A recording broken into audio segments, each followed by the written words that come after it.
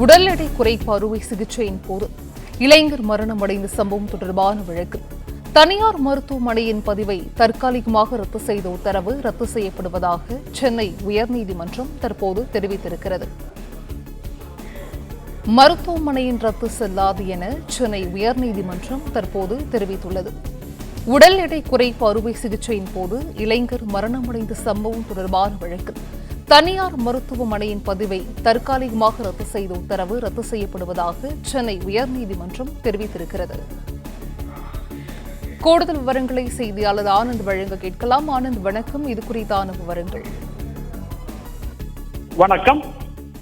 உடல் எடை குறைப்பு அறுவை சிகிச்சை செய்து கொண்ட வாலிபர் மரணத்தை தொடர்ந்து தனியார் மருத்துவமனை பதிவை தற்காலிகமாக ரத்து செய்த உத்தரவை ரத்து செய்து சென்னை உயர்நீதிமன்றம் உத்தரவிட்டிருக்கிறது.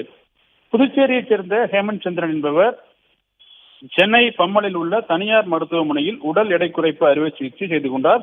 கடந்த ஏப்ரல் 23 அறுவை சிகிச்சை செய்து கொண்ட நிலையில் அதற்கு அடுத்த நாளே அவர் மரணமடைந்தார்.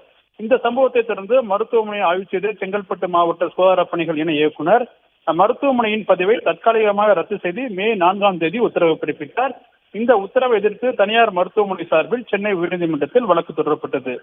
வழக்கை விசாரித்த நீதிபதி ஜி.ஆர். சுவாமிநாதன், நோயாளியிடம் முன் அனுமதி பெற்ற பிறகு அறுவை சிகிச்சை செய்யப்பட்டுள்ளது. 23 ஆண்டுகளாக சிறப்பான முறையில் செயல்பட்டு வரும் மருத்துவமனையிடம் சம்பந்தம் குறித்து விளக்கம் கேட்காமல் பதிவை ரத்து செய்து உத்தரவு பிறப்பிக்கப்பட்டிருப்பதாக கூறி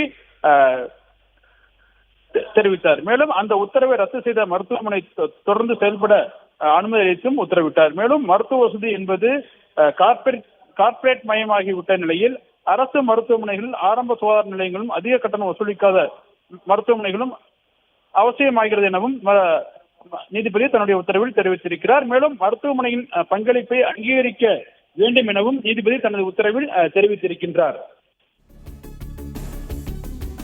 விவரங்களை வழங்கியமைக்கு நன்றி ஆனந்த்.